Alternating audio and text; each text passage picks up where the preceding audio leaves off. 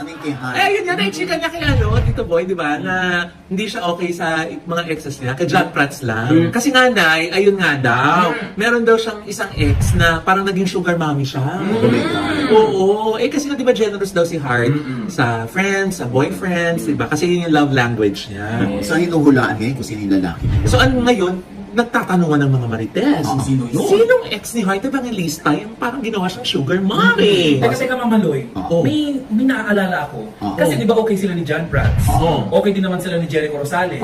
Oh. Isa lang ang ex niya, hindi ko nakikita okay sila. Oo. Si Daniel Matsunaga. So si Daniel Matsunaga kaya yun? Huwag nang husga. Huwag. At inaanong lang naman ang oo yan. Yun nga, inaano.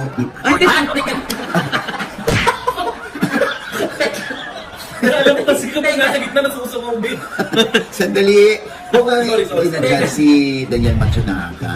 Oo, baka naman hindi siya. Nagtatanong nga lang ako, ano ba sa palagay nyo? Sino nga ba yung tinutukoy niya? Well, sasagutin kita. Hintayin mo maging Heart Evangelista ako. Oh.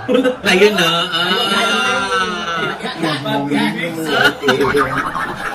Ba't hindi rin nag-transform? Wow, ganda mo.